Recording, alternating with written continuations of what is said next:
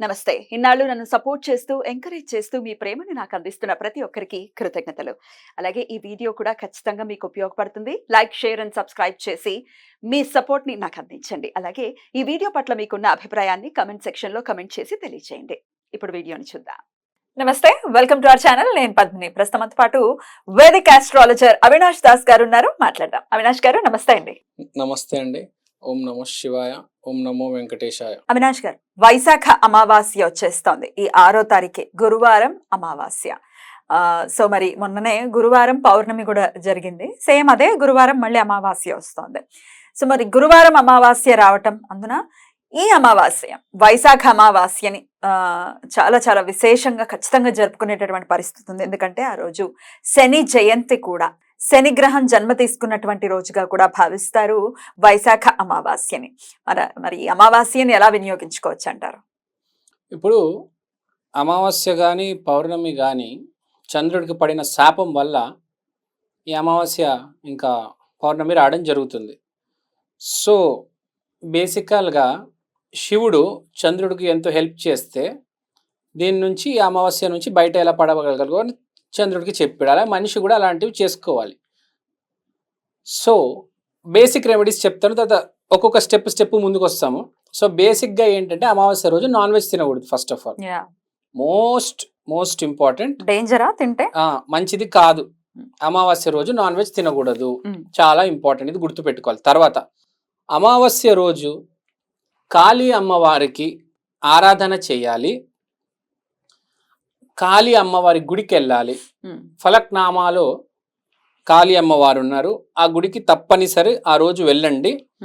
మీకు తెలుసో లేదో ప్రేక్షకులకి నుంచోడానికి కూడా ప్లేస్ దొరకదు అమావాస్య రోజు. అంతమంది వస్తారు ఆ టెంపుల్ కి, ఎక్కడెక్కడ నుంచో వస్తారు. సో అమావాస్య రోజు కంపల్సరీ వెళ్ళాలి. ఈ అమావాస్య వైశాఖ అమావాస్య కాబట్టి అసలు వైశాఖం దగ్గరకు వద్దాం. వైశాఖం ఏంటి అంటే, ఒక కాయిన్ తీసుకుంటే దాని వైశాఖం అనుకుంటే ఒక సైడ్ మెటీరియలిస్టిక్, ఒక side spiritual. So extreme spiritual, extreme materialistic వీళ్ళు.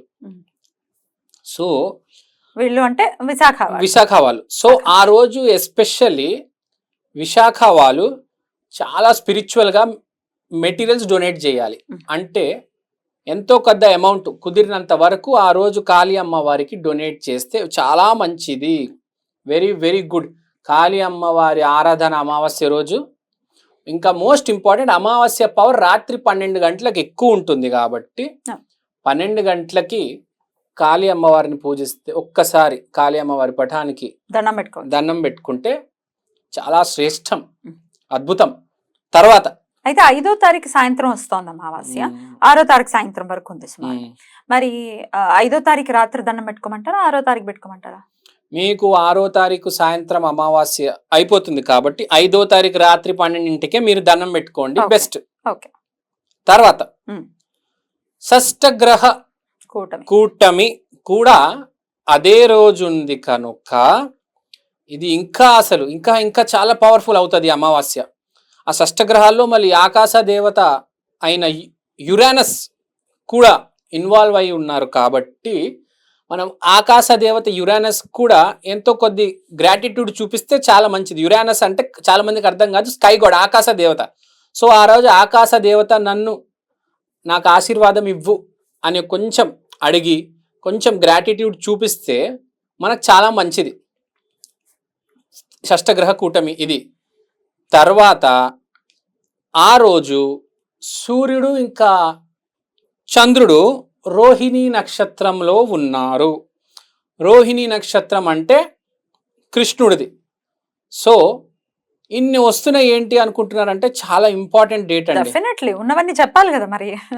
రైట్. రోహిణి నక్షత్రంలో ఇద్దరు ఉన్నారు. కృష్ణ నక్షత్రం కాబట్టి కృష్ణ ఆరాధన కూడా చేసుకోవాలి.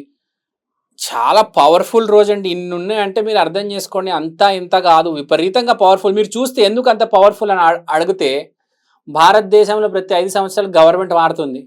ఇంకా అప్పుడే వచ్చి ఉంటుంది. అందుకనే అంత ఆ రేంజ్ లో పవర్ ఉంది అక్కడ. గవర్నమెంట్ మారుతుంది కాబట్టి మీరు అర్థం చేసుకోండి. మారుతుందని చెప్తున్నారు. అయితే గవర్నమెంట్ మారుతుందంటే ఆ న్యూ బిగినింగ్ మళ్ళీ స్టార్ట్ అవుతుంది. గవర్నమెంట్ ఏదైనా ఉండొచ్చు, కొత్త బిగినింగ్ ఉన్న గవర్నమెంట్ వచ్చినా ప్లాన్స్ మారుతాయి, ఉమ్, పెద్ద మార్పు వస్తుంది 5 years లో. ఉమ్, భారతదేశానికి కుజమహాదశ నడుస్తుంది, ప్లస్ ఎలక్షన్ అయిన వెంటనే షష్టగ్రహ కూటమి జరుగుతుంది కాబట్టి ఈ 5 years లో విపరీతమైన మార్పులు వస్తాయి, గ్యారంటీ, కంపల్సరీ. సో ఎవరైనా కానీ ఆ రోజు మేనిఫెస్టేషన్ చేసుకుంటే కూడా చాలా మంచిది. ఎట్లా చేసుకోమంటారు? మేనిఫెస్టేషన్ నార్మల్గా ఎలా అయితే చేసుకుంటామో మనము అందరికీ తెలిసిందే, ఒక ఇమాజినేషన్. మాకు ఈ సమస్య తీరిపోయింది, ఏదైనా సమస్య ఉంటే గనక తీరిపోయింది అని ఇమాజినేషన్ చేసుకోవాలి, జనరల్ ఇమాజినేషన్ చేసుకోవచ్చు. ఎందుకంటే చంద్రుడు కూడా రోహిణి నక్షత్రం కృష్ణుడు నక్షత్రంలో ఉన్నాడు కాబట్టి ఆ రోజు మేనిఫెస్టేషన్ చేయమని చెప్తున్నా, ఊరికే చెప్పట్ల. చంద్రుడు అంటే మేనిఫెస్టేషన్, ఆ చంద్రుడు ఉచ్చమై ఉన్నాడు ఆ రోజు కాబట్టి మేనిఫెస్టేషన్ చేస్తే కూడా చాలా మంది వచ్చి 5 years మీకు కొంచెం మీరు ఏం చేయాలనుకుంటున్నారో అది మీకు లైన్లో పడుతుంది. సో ఇంత ఇంపార్టెన్స్ ఉంది. ఇంకోటి మీరు చెప్పినట్టు శని జయంతి కూడా ఉంది కాబట్టి ఆ రోజు నువ్వుల దీపం పెట్టాలి.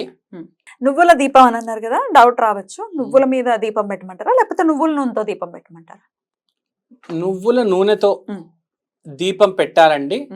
మన మెయిన్ డోర్ దగ్గర పెట్టాలి.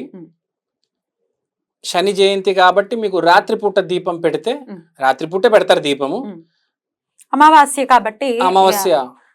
సో అయితే 6th ఈవినింగ్ పెట్టమంటారా, 6th నైట్ పెట్టమంటారా, 5th నైట్ పెట్టమంటారా? ఆబ్వియస్ గా శని జయంతి 6th కదా, 6th పెడితే బాగుంటుంది. 5th పెట్టండి, 6th పెట్టండి, తప్పు లేదు. 2 రోజులు పెట్టండి. ఏ టైంలో పెట్టమంటారు? ఈవినింగ్ పెట్టండి. ఈ దీపం అంటే ఇంకా ఈవినింగ్ పెడతాం మనము. 6 తర్వాత పెట్టుకోండి.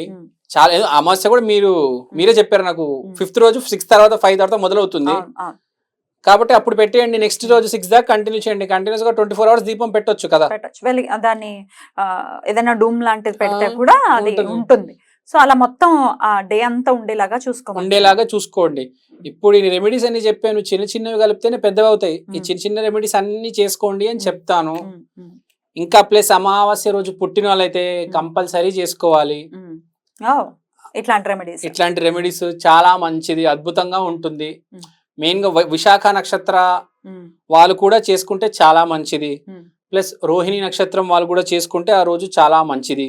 ప్లస్ ఆ రోజు పుట్టిన వాళ్ళు కొంతమంది ఉంటారు, వాళ్ళ కోసం కూడా ఈ రెమెడీ చేస్తే చాలా మంచిది. చాలా ఇంపార్టెంట్ రోజు.